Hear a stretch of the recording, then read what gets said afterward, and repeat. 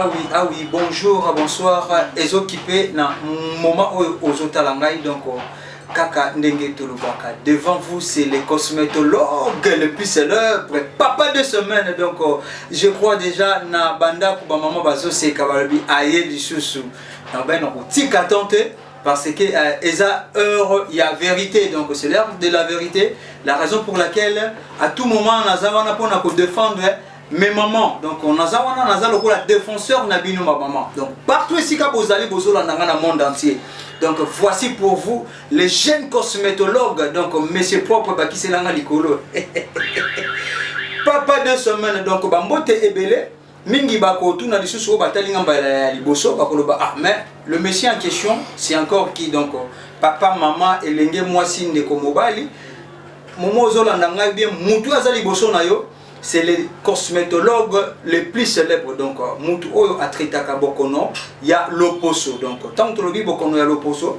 Vous avez un problème de la peau locola, ndouta, tampon, tache noire, babouake là on PC, et tika batache nanzoto, t'as la lumière, il y a Congo, il y a Mokili Mobimba, lumière, il y a Luanda, il y a Wapi, il y a partout, il y a monde entier. Moutou azana charge à Makamba l'Oposo. Batika Koko Sabino Makamba l'Oposo. Pour na kosala makambo loposo faut kozala ndakisa ezate likambo si photo ya mundele otie avant ou après une photo ya Shakira non ba biloko wana te bazana tante ba lakisa ba biloko wana pourquoi bazo copier na ba internet bazo lakisa batutala nazo traiter maladie ou nazo traiter maladie ou bokotala baturo ba kolanda émission na ngai tisuka. Vous allez voir comment est-ce que le cosmétologue le plus célèbre papa 2 semaines l'homme de la lumière le lenge nini asala kana ba maman. Parce que tant que boya kana ba cabinet na biso to kanga ba photo avant et après. C'est ça ya onde et ça la ka cœur batubaya et belé en plus ba pesa nga charge wana ya loposo ya ba maman. Donc devant vous c'est papa à 2 semaines. Donc on a bandé là. Vous avez un problème de la peau. Ce sont des problèmes écologiques donc de la peau. Par maladie environnementale ou y la kabiso ya loposo.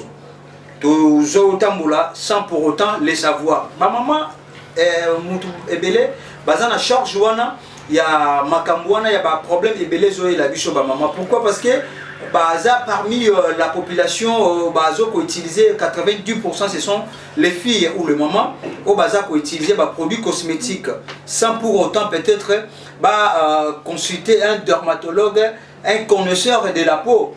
Alors tolobakango toze belé na kati ya Congo toze belé na Luanda wana batu belé bazoya bazotia ba makelele ba maman est-ce que bobiki bomoni ata mutu moko déjà ba lakisi tela mutu oye aussi abiki pourquoi ba maman bazoko sabino boy. Voici pour vous la lumière d'Afrique papa 2 semaines nga soko zo pakola biloko na nga na 2 semaines déjà faut mona solution 2 semaines au mona pena changement ndengo zalaki batu ba so oh bongi boy ndeni.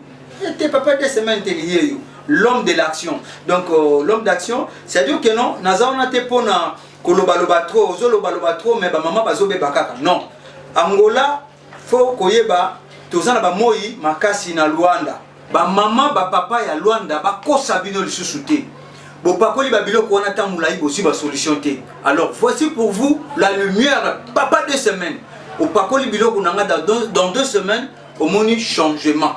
Émission pénal qui noté nduta ezokene. Je crois na kolakisa bino ba avant et après le lenge nini ngai docteur le jeune cosmétologue ndenge nini na sala ramsana ngai bokomona pena o nduta ezosila te bazolia bino ba mbongo mutu azana secret nduta na Afrique mobimba yeo liboso na bino. Vous allez voir avec mes illustrations bokomona comment est-ce que nazo silisa nduta na tamboko ya mukuse. Déjà dans 2 semaines on a une solution déjà nduta na yo et bandi kolongo. Choko ça 1 mois pour que na 1 mois de même on nduta nyonso esilio. Alors yango na ebisi bino na eko assurer bino. Botaka mwana mobali mais botaka te na ye. Donc bambote belé bana Luanda. Donc balobi ba numéro ya Luanda ezali. Vous avez un problème de la peau na niveau ya Luanda. Bobenganga na ba numéro wana eza na télévision na kopesa bino ba adresse na biso na kati ya Angola. Parce que to bungisa maki makasi mais nzamba sungi to longi po ba lingaki te ba mona vérité. Ba te belé bazwa ko kosa bino na ba Luanda o ngai boye te yeyo. Mutu azana vérité yeyo. Wazana ba makambu pena charge yeyo. Ya makambu ya loposo hein ba kosa bino susu to mona o ate yeyo. Donc mutukuta omeka kutate. Donc yango nazoloba ozana kati kisasa vous avez un problème dermatologique. O était il y a le poso au tamboli ozaya kolemba nazobeta sete butupe moyi papa maman ndeko mwasi ndeko mobali ye oyoyo. Donc papa 2 semaines l'homme en question yeyo azali boso na biso. Alors bato ebeleka nde na lobaka bozo mitungisa mavu bo batache bimaki yo na nzoto. Peut-être au yébité pourquoi batache et bimio na nzoto au salela kinini ou bien au eza cause na ngweza nini. Alors nazo sala quand même synthèse il y a ba émission précédente au ndenge na lobelaka conseil na ngai ba maman. Premièrement avant qu'on appliquer les beautés comme conseil ndenge to pesaka, il faut d'abord aller voir un dermatologue de formation. Tant que tu des formations, neti ba biso boye to yekola musalo to tangeli yango. Mais vous allez voir la différence. Parce que vous avez un argument pour convaincre Bino, donc le problème, premièrement, ils ont mauvaise application à balai de beauté. Tant que mauvaise application à balai de beauté non contrôlée, donc aux autres, sans pour autant qu'aucun de côté la connaisseur. Parce que Moutounio sauté sengeli apakola mafuta kaka le même mafuta peut-être maman la binozo pakola mubali na yo yopozi ozo pakola et vous allez toujours voir peut-être yé simba qui mais yo symbioté. La raison pour laquelle tolobaka avant ko pakola les de beauté il faut ko kende ko mona mutu oyo aza mieux placé ya ko guider yo oyo ayebi loposo. Donc c'est un peu ça. Alors eloko ezobe bisabiso tant que vous avez la mafuta, vous avez la peau sèche, vous avez la peau sèche. Alors, peau sèche, vous avez beaucoup plus besoin d'hydratation et non besoin de lait éclaircissant. Parce que peau sèche, si vous avez un lait éclaircissant, vous avez des dégâts. Parce que la couche de peau est trop fine, vous avez beaucoup plus besoin d'hydratation pour que la peau ait un peu de volume, elle toujours propre. Alors, ce qu'on brisque na balai aux éclaircissants, à perdre matière beaucoup plus parce qu'on a faible collagène. Nous comme sensible beaucoup plus na balai quoi na ba UV comme beaucoup plus sensible na ba UV autant pour la bomo moi mukie au monipo effané. To au monde ba apparition ya ba acné approfondi au to bengi ba bouton au to benga kanalinga to lingo benga ba bouton. Au monde moi bimi mais docteur je comprends que ma foot a changé mais ça les nini pour na les anini. Vous comprenez donc c'est un peu ça et on te le dit nous sur la télévision te bobenga na ba numéro na partout ici ka bozana na Kinshasa a ba numéro ya mwana bozana Luanda bozola nanga pour le moment seulement le même numéro bobenga na koyebisa bino sika okokokene na kati ya Luanda. Donc devant vous c'est papa 2 semaines. Alors ezalaka beaucoup plus c'est ce que pakoli ba mafuta wana nde to perdaka ba élément protecteur na kati ya loposo na biso. Ndeka na lobaka nous avons 3 éléments très importants na kati ya nzoto oyo ebatelaka loposo na biso pour que peau ezala malamu. Toza na sebum, toza na mélanine, toza na antioxydant. Na lobaki yango la sebum c'est quoi? C'est tout à fait une matière lipidique na kati ya ba glande sébacée oyo epesaka ebatelaka loposo na biso apesa makila na kati ya loposo azobatela peau na grâce il y a matière grasse na ye oyo ezalaka. Alors beaucoup plus ceux qui utilisent ba produit oyo azana ba sidebele azana hydroquinone ndé ako perdre de qualité na ye azalaka matière grasse mais ako comme un peu liquide. Alors tant ako mis un peu liquide ndé ako perdre siko ba qualité ba capacité na ye pour protéger peau. Ndé au monde peau a commis sensible. To e na mélanine. Mélanine aussi c'est une matière c'est une matière très importante na kati ya loposo. Pourquoi? Parce que azo jouer des rôles ndeka na lobaka. Au même moment azo batela loposo, au même moment azo jouer rôle ya ko colorer pour na biso. Ndete mona kalelo mutabota mi pembe, mutabota mi mwindu, mutubo aza bimindu ba tache na nzoto, mutubo mona mama boti bébé, mais bébé bimina ba tache brune na nzoto. Mona bimindu ndo aza boy. Donc c'est que soka bimi pembe makasi c'est que azana faible mélanine. Mélanine na ye eza faible. Ndo moni mama boti ndundu. So aboti mwana ya mwindu makasi donc azana grande quantité ya mélanine. Donc c'est que azana mélanine moko ya makasi. Alors le même mélanine yene mutu asala ka ke loposo na biso e nunate e fanete baride bimate to ebima. Alors ye moko a perdre la qualité na ye naturellement au fur et à mesure aux okola ko entamer âge ya 65 tu ozo kende 70 ans au monde que naturellement ta maman pas la mafuta tata ça kanini tema au monde longue foussi hein et longue comme c'est suffirait et c'est fissuré pardon et comme hein ba pli ebimi na elonge comme le kola koko maman aza mubangi là c'est naturel parce que yango moko au fur et à mesure ozokola a perdre capacité qualité na ye il y a protection na eti mais to comme ko ben avant l'âge pourquoi il y a pas mauvaise application à balai de beauté au moins mutazana 30 ans motel elongi na comme le maman 60 ans abomi mélanine na ye au moins ba ride elongi comme ya ko kangama donc aza déjà na faible mélanine alors pas na biso étant que connaisseur tango ye to sali yo diagnostic to consulter yo ne to koyeba ate nenga za boza na faible mélanine ba composition ba produit to ko salela sur place to ko linga ete to zongisa ba élément protecteur ya le posonaye pour que pona et réhabiliter et rétablir et c'est rétablir ndenge zalaki a zonga lolenga zalaki gène pour ba élément on a to rétablir mélanine na ye et zongi na capacité to zongisi sebum to zongisi ba antioxydant président LBG.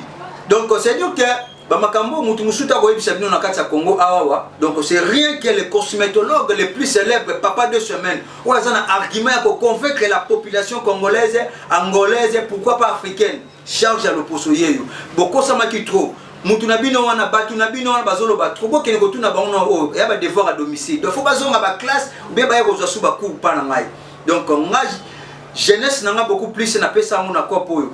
Donc c'est-à-dire que nous avons une recherche, nous avons une classe, nous avons un boulot. Et bien, mais moi, papa de semaine, je suis là juste pour défendre nos mamans. On est dans le donc vous allez voir comment est-ce que Dieu comment pouya avant de moi vers la maman la bisson moi une minute il y a une image avant et après le lengeni ni batu bayaka pe ndenge babika kapoto kangaka ba photo ndenge na uti koloba tozwaka avant ndenge mutu ayaki na batache na ye après 2 ou 3 semaines tant qu'on a rendez-vous to kangé les sous photo et puis vous allez voir le changement déjà dans quelques semaines avant même entamer phase finale na ya traitement binomo bomo la différence pe boko yeba vérité ya makambu ya loposo ya ba traitement oyo ezana batu mususu ba signe na mafuta ezo zik surtout na Angola bo keba ba mafuta bo pesa n'importe qui confiance te parce que mafuta e bomaka ya omoni bozo beba sans pourtant bipakola pakola bolanda ba kombo bolanda loyenge non devant vous c'est papa 2 semaines bo pesa e confiance ausala bino musala ki toko ba po ko bonga na quelque temps bozana climat moko intertropical oh mo ezaka makasi ba mai bosokola kana Luanda eza ba mai ya mungwa et ce sont de l'eau salée alors ngana ba mélange nanga déjà na kotila bino ba protecteur ba élément protecteur na kati ya mafuta oyo kobatela d'abord mai ozo sokoleza mungwa na ebini na kotia po mungwa wana bebisa loposo na ote po mungwa eza na acide alors ce mafuta za makasi ya kutena mai oyo sokoli ya mungwa kochu na nzoto mama ya liwa alors tant que connaisseur na oyo sabino vrai vous avez des problèmes très difficiles surtout en Angola alors bokende bikenda kendate bolanda influence non donc devant vous donc vérité yango moi na mobile me botala kaka tena ye na bi mobile ya pembe ya chokote te moko kitoko normal donc ya chokote donc pembe moko naturel donc papa 2 semaines hier azawa a peselengi ya kosakana te donc là je salue mon ami na kati Angola Jigel babi mon ami Jigel donc balobi donc ya kosakana te matina donc sika zali bambote belé donc là c'est mon assistant na kati ya Luanda donc baza yena président donc bambote belé sika bozali oyo bozolandanga na matadi na bosanité déjà bana nyoso matadi ya bientôt nazoya matadi déjà mois prochain nazoya matadi donc tokokuta na biso nyoso epa ya papa na ngai déjà porosa donc vieux porosa sika zali ba mbote ebelé donc mon vieux Ntsele Paul Ntsele donc vieux Paul Ntsele porosa boutique élégance na kati ya nzanza wana na matadi balobi là c'est mon vieux donc balobi à bientôt tozala wana matadi po ba escroquer bino belé hein ba escroquer bino makele la pamba musale yate voici un homme devant vous très sérieux donc même là te naye na lobela bilamba te po belé to komba saper oleka bomoni o monter comme on peut investir dans lobela moteze le côté na une émission je suis seulement bien habillé le la français pour moi, il y a un respect qu'on a enquêté. Donc, je suis bien éduqué, je suis intellectuel, je suis licencié. Dans ma formation en dengue, donc devant vous, les gens m'ont maîtrisé ma solar cosmétique. Donc, on a kenan on va mboka misika. Donc, on va beaucoup douter. On va la mamba bilamba te pour na sa perte. Donc, devant vous, c'est papa 2 semaines. Donc, ingénieur Dieu comment pouya, azoro tirer la biso quand même ba image il y a avant et après. Le lengeni ni ba mama ba yaka. na traité bango après quelque temps ndenge bazobunga Diesco toleka nabimi maboko pembe esika bafunda kinga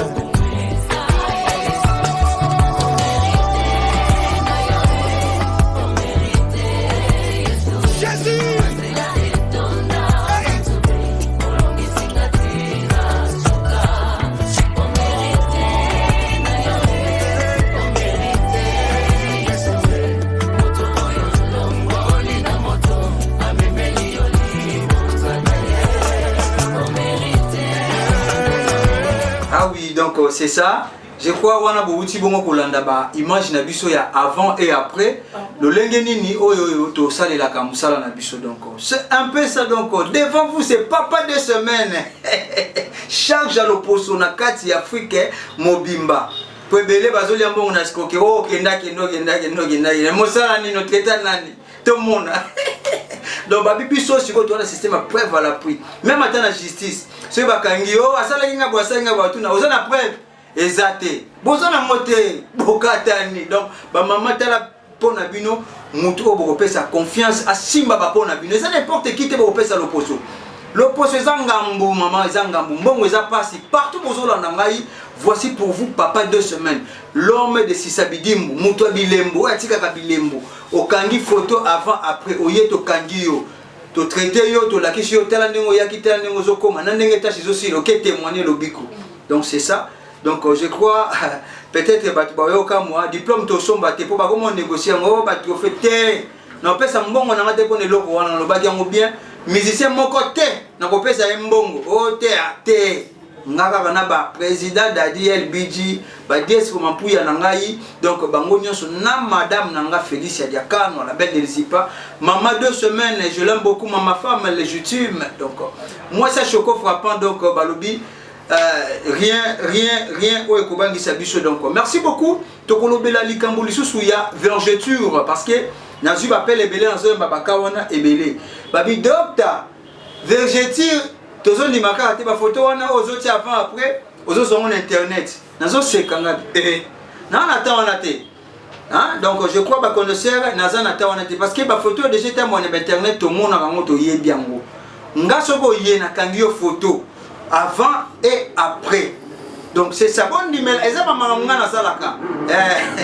eza ba mamunga na salaka donc je ne passe ce temps là nazu ba photo na ke lukango na wa boke ne pas l'autre c'est pour ça après ça basa ba bilo on a quasi photo Shakira azu ya nani atia non nga na yebi ku batu wana te ngane ce sont de maman Obayaka et pas ina ngai na consulter bango na kangi bango photo avant et après vergeture et silaka pourquoi parce que avant de traiter vergeture faut yeba d'abord origine nango tout ça na sorte belé ya nduta tout ça na nduta oyo et ya produit c'est à dire que non mauvaise application à balai de beauté au pakoli ba mafuta oyo ezana ba hydroquinone ezana ba acide moko un peu trop élevé a bebisi collagène na yo amatisi to ya acide nde ba fibre ya collagène na yo akomi faible akokasuko supporter tisi ya loposoté nde akobanda ko kata à partir ya kati azokisi tia obima libanda nde to benyo nduta sali vergeture alors et silaka tout ça na nduta oyo eye ya poids il y a prise de poids, c'est-à-dire beaucoup plus prise de corticoïdes. Les corticoïdes, c'est un élément beaucoup plus bateau toujours. Tu bien à chafouin, aux anges de Miki, au vité, au yamounene à renforcer, aux vitamines. Beaucoup plus au monde à bateau, on a payé pour au brisket ici à l'opposunayo. Normalement, il faut que tu aies une vergeture. Et ça peut être différent. Tu traites na vergeture ya mutu oya pakoli mafuta ezana bakisi nango ezana mutu pa yepe munene naturel omona ngo flou ya moko sokondo pakoli mafuta mabende moni et ça grave et munene vergeture mususu eza ya zemi mamo zaki na zemi prise de poids wana nenge élasticité ya poids na niveau ya libumo pe aussi prise de poids na nzoto ozo kwanza otango kwanzi nde omoni nduta ekati yo eza pe na ba produit nango approprié. Donc chaque race de vergeture, tous en a produit dans na mafuta, tu composes à produit dans notre précité. Donc nous sommes tout ça là juste après diagnostic. Donc c'est un peu ça. Donc nous tapons dans l'ail ici là. Bon on a bien de l'autre côté. Zala patiente l'anda traitement on a diré on a repéré ça yo puis au moins un résultat. On a profité dans le bas parce que ça la maman m'a l'autre fois traitement na zala qui a 2 mois pour vergeture ah papa na kenanda comme une semaine na moni changement te na dit non maman continuer changement te papa aujourd'hui on papa 2 semaines ba comme continue na bien na ba télévision Nzambe na ngai nzamba ko taka makambo po moto ya papa 2 semaines ba comment ko utiliser même batu que ne pouvait le voir bien za 2 semaines yaka ata 2 jours na si swango problème oyo sanango yaka siko na komo signer siko boya parce que ebele siko ben ba kanga étoile ya papa 2 semaines na zaka ka papa 2 semaines je suis ce que je suis parce que je mérite ce que je suis.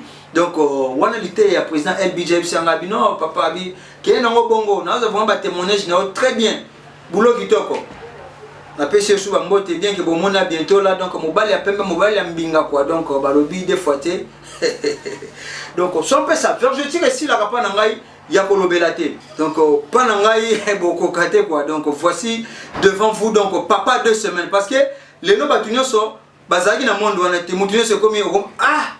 Oh papa 2 semaines, oh maman 2 semaines, ngape 14 jours, ngape 2 semaines. Botika bangambwana, ngambwana botika la ngai. Pona yebi ninyo na kosana ba maman na 2 semaines ba mona changement. Pour les lots vague comme mututu, ngape na 2 semaines, oh ngape boy. Non, to tika mangambwana. Charge ya mokili mobimba yeyo. Donc tu as charge ya makambwana ye oyo ali boso na bino. Botika ba polémique wana makambu ya po makambu ya vergeture o ba tâche salon na nzoto. Donc muto yo pena azo pesa pena ba système malunga yeyo. Na ndenge na ye ko na classe naturellement. Vous avez besoin pena ozo pena moi forme kitoko. Donc essayez pena boy comme ya pemi pena ndenga systématique sans polémique quoi. Donc on a 2-3 semaines. Donc au monde pena ça va mbati peno lati et vendre kitoko za na problème ali bomunene. Et si quand nous zo landa ngai mutu kwa ko sili so libu mwana yeyo. Oko kitisa o graisse wana yeyo. O beta tatouage. Vous avez besoin de longolo tatouage wana balobi tozana ba machine oyo ezaki tozo longola tatouage. Ko kende sika moto mazwa te ba kato na ba gilette te. Babi ngai yeyo papa 2 semaines na longolo tatouage wana na ba machine na biso spécialisé oyo ezaki to détatouer naturellement quoi. Na machine à biso tozana ngo et longo lio et sika wana salio très bien. Oza pasteur, oza moi ça liba la balingi baba la que mobala exige longo la tatouage, babi bopenga kanga na ba numéro wana alors. Batu bozo tourna bobi papa 2 semaines to kozoyo wapi. Pozo lo bape mingi mais papa ngo to kozoyo wapi. Oui, po bozo benga déjà ebele. Ngai nazana ba place mibale na kati d'abord ya Kinshasa, nazana Kitambo Velodrome. Arrêt Ngaliema donc so comme Kitambo Velodrome, otunika arrêt Ngaliema. Référence dans la maison communale de Kitambo, nous avons avenue Ntselo numéro 269. Donc Ntselo Kitambo Velodrome, arrêt Ngaliema, maison communale de Kitambo, avenue Ntselo 269. Donc sur la commune Ntselo wana, otunika papa musulman, ezesika kobunga te donc okuta banoko na ngaza wana, Djibril Emma Djibril donc bazawana ba petit nanga ba Juma Beya bazawana ba Issa Mabidi donc balobi bango tu bazawana donc sans oublier Ousmane Manyanya bazawana Aisha Chala donc bango tu bazawana pa ba mama leki Florita donc bango tu les sari makwala na pesi bango nyonso mboti donc Kitambo Velodrome na njili nazana njili Sainte-Thérèse couloir Zénith avenue toi numéro 2 donc avenue toi numéro 2 donc tous en wana parce que en attendant tous place mususu asika bien que tous opé sa date peut-être le mois prochain bo date na biso asika bakota changu mais pour le moment pour biso na toi avenue toi donc soko komi njili changu na lobango bien ko lekate pona changu na ngamoko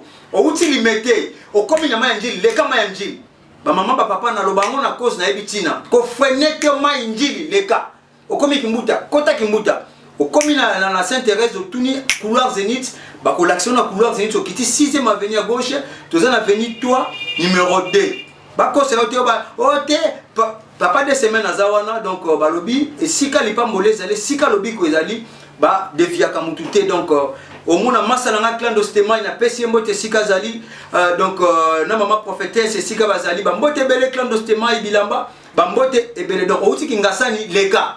Hein? Donc, on fait sika monter. Au leki au côté Sainte-Thérèse, tina Sainte-Thérèse pour le biko ezawana. Nali ambonga mutute. Donc on a pesa ande mutu makambu. Tango yena traité 2 semaines. Ok tout bela. Ok pesa témoignage pour le procès Gozala qui toko donc un peu ça donc devant vous c'est papa 2 semaines. Maman mo benga ngakande na lobaka lisusu abi mais docteur ngana pakola ki mafuta te mais na pakola mafuta te na pakola ka tout justement mafuta ya bana pendant longtemps mais tant mbanda ngaka okufa na tika su mafuta na pakola te tellement na kota ndako pendant 2 ans et tout mais na elongi nange bimi na batasha ko sakana te na bi oui eza nango mafuta batuté mais le problème ané na lobango na beta ka sete butu pe moyi Ce qui tampon, to tache noire, to ba bouton, et yé lion nanzela ya bopakoli mafuta te, et quoi qu'il y a pe nanzela ya raisonnement, to souci auto bengaka. Parce qu'il y a un lien entre la vie psychique et la vie organique. Ce lien est appelé le système nerveux. Alors, système nerveux wana ezami balé. Donc, vie oyo etali makambu ya nzoto, na oyo etali makambu ya molimo.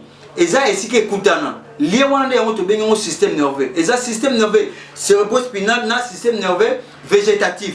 Alors, tant que ozo raisonner, ozo tia souci, cerveau na yo ezolia. Il y a des petites veines oyo ekindaka directement na cerveau et quand abiso pe sou na nzoto, yango sala ka circulation sanguine na ya ba mai po le poso elia. Alors, ce que katani ndio komona le poso ne ko na problème. Le poso ne za sou nourrité, ba veine sébastien na yo wana katani ndio komona cependant obimi bouton, obimi ba acné approfondi, ba tampon, ba tache noire. Conseil, boti kapé ko raisonner et belé ba maman nangai. Si y a un problème, au raisonner mouké à mon zongi po, au reconda et komiso ba ride, pe obeto tampon souci. Ou pas qu'on la produit mes soucis. Pour lien zalina, la vie psychique et la vie organique. Ce lien, oh yango to bengi système. Ah nganzambe nangai. Bobete la ngata maboko ko ba maman isika bozola nanga vraiment na banda ku vraiment. Mutu moko ta ko lobela bino makambu oyo na zo lobela bino. Si vous êtes intellectuel à la maison, vous allez faire la différence. Pour voir que notre papa yazolo makambo oyo a maîtriser to oyo ayebi. Donc sans cahier, sans bible, sans beaucoup. Et ça va devoir à domicile pour vous montrer que notre to comme ko bimisa vérité ezaki caché. O ba tout fa ki biso to bimisa on se repose to bundi trop. Pour mon papa 2 semaines à zolo baboelelo to nyo kwa mi boy. O espace bo ba sombiango. O kende bo roleka to kende bo ba somba ko pa mutu kingandi. Tala nzambe lelo a lobi lelo bima lobela batu avec méchant.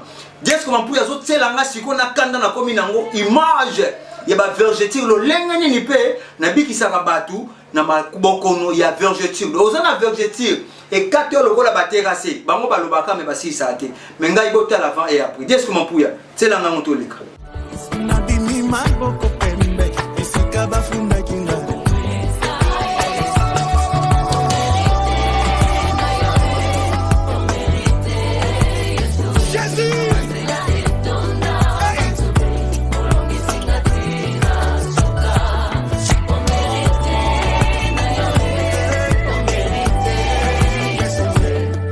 Donc je crois binomo bo moni ndenge nduta pa na ngai ekindaka. Na bibo ikanga yeyo. Nduta obolemba na kanango ngana longola bana Luanda bozolanda ngai donc botika na silika mwa muke po bokosa miebele bo ziki bilongi na biloko ya fututu devant vous papa des semaines yeyo. Alors ndeka na lobaka nandi ko lobela nazolobela pona pardon batu ya tatouage nazongela susu muke bato nyonso boza sur place awa batu ya tatouage na Luanda nde bozelanga moso na ye po eza machine mobima funa déplacer yango so ne bandi ko yana ko annoncer bino boya na longola bino ba tatouage na Luanda mais sur place na Kinshasa ba obazola nanga direct na Kinshasa oza na problème moko ya tatouage balobi boyika ya tatouage yeyo ba machine ezali donc bokoya to longola bino ba tatouage na ba machine na biso spécialisée pour que vous en ayez sous-souté donc ndeka to lobaka alors batu nyonso ya changu consultation na lobaka na changu parce que nga na travail kaka ngai na mwasi na ngai donc ma femme maman 2 semaines nga papa 2 semaines quoi donc Félix Diakano je crois ingénieur enregistré ba image na ye pour que batu pe ba mesanaka na maman quoi donc balobi ma femme voilà c'est elle la fait la jolibilité donc Félix Diakano donc un contre toutes donc balobi ye vraiment za fin donc fin ma solo donc azo soigner le poso dans 2 semaines au sokwa mi mbenzola mi quoi donc babi hotel akai moka za modèle donc babi rien à dire donc merci beaucoup là c'était ma femme donc bino ba botika li bozana problème ya le poso balobi devant vous c'est papa 2 semaines ozana problème ya kolokoto et bima otika obatage nga na zolongola na ndenga solonel ko tate ozana problème ya nduta ndeka to tiko loba na osili sango tampon tache noire ba rougeur et salayo okenda partout tambuloza cassé balobi devant vous c'est papa 2 semaines na 2 semaines nazo pesa déjà amélioration tiko ça un mois mambo sili abunga na yo pia OK pena makambutu kitoko donc nazo kene déjà ko clôturer mais avant de clôturer mission nazanga moko te na kati ya plateau oyo tozana président LBG balobi donc l'homme en lui c'est l'homme avec grand H donc l'homme avec grand H cela veut dire l'homme akola quoi l'homme ya mukolo donc Dieu comme pouya donc on a béni président LBG avant que Donc les prises LBG Babi likamuna poko. Appelez-moi. Donc l'homme de Capernaum donc bota la kaka le poste ya président donc Balobi mibali ya pembe ya chokote quoi. Babi te moko donc ya kitoko makasi ombenzola ma donc ya miliki. Babi l'opposition ezaka pona mibali te ya président. D'abord moi je salue tout le monde, surtout bata Luanda, bata partout. Biso mabina okosa batute. Et puis toi là j'aba Pierre Taïté, tout là j'aba Mito. Toi pe sera ba Odoa na ba Homo sapiens té. C'est ça série na biso. De fois na ba pour faire la pouille. Na d'abord na remercier par rapport à Poso. Na raté na. Sur tel pina a omona ye. No rezate. C'était manzaka. Ba no rezate, ba kento rezate. C'est ça genou, omona na ba kento été donc pembe mon naturel. Na remercier papa 2 semaines par rapport à peau.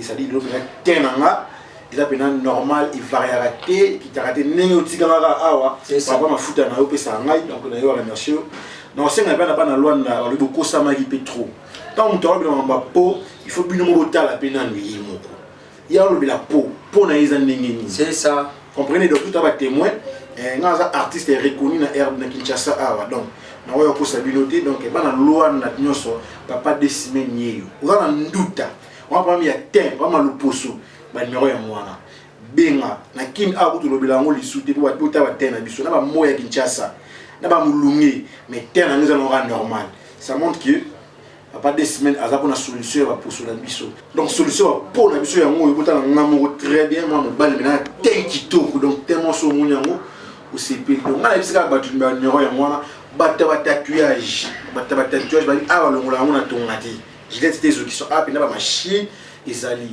bato ba biso pekala ba moi ba tatouage tala ata ile ozo la kusakila na tatouage awa ezate dans le bogo tikali sans tatou donc ba tatouage boya pe ba longa ba tatouage bato ba nuta papa 2 semaines azawana solution ya ba tena biso solution le poso na biso ba servo na moi systématique par rapport à image net biso ba tonton autre na rapidement moi systématique par rapport à image ba numéro ya moi pas 2 semaines moi je tiens à vous remercier.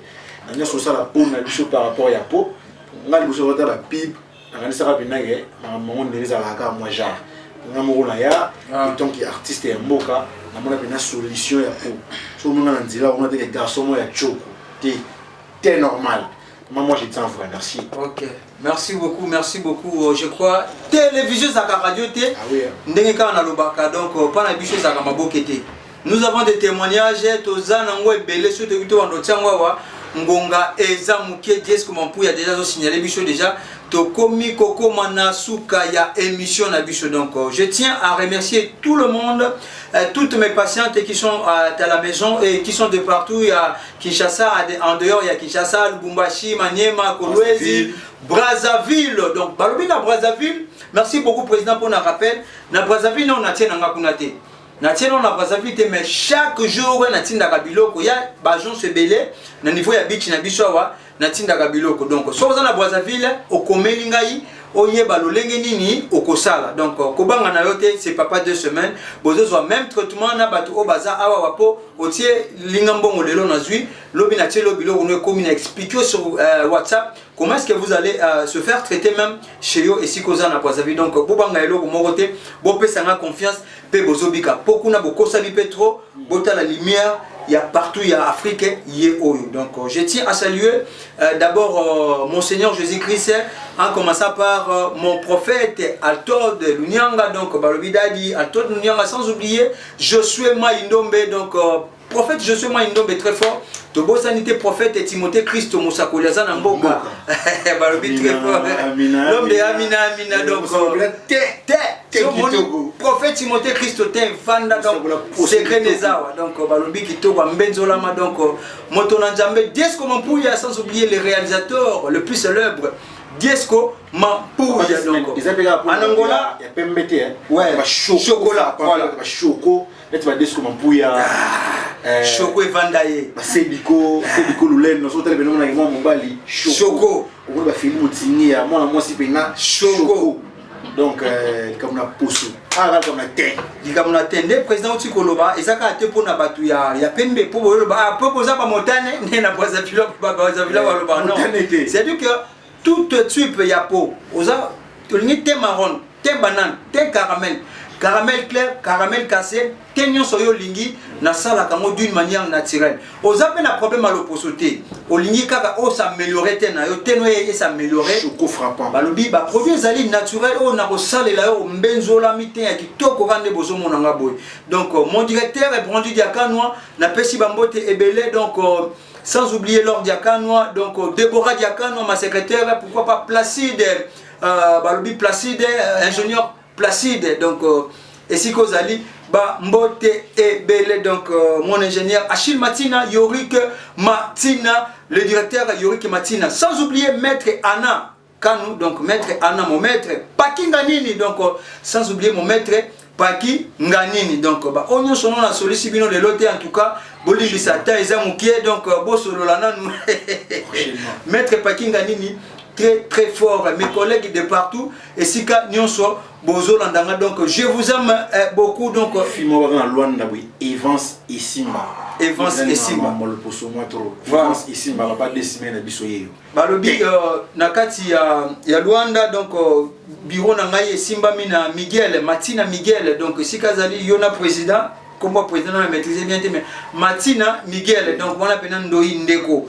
Matina Miguel, donc et si Kazali na kati ya Luanda, donc botarde bonoite, et si Kazali Luanda zoyanga kalate, mais bon consommer nos produits on a tindi, donc pour vous dire que non ngamo on a annoncé déjà na zonyata mabele ya Luanda, donc batulu je sais Kazali, donc maman Rifine, ma maman Rifine, lui Izipa ne tombera jamais, donc ma maman, merci beaucoup. Na bino nyo sobozo la nanga bambote na bino ebele. Merci.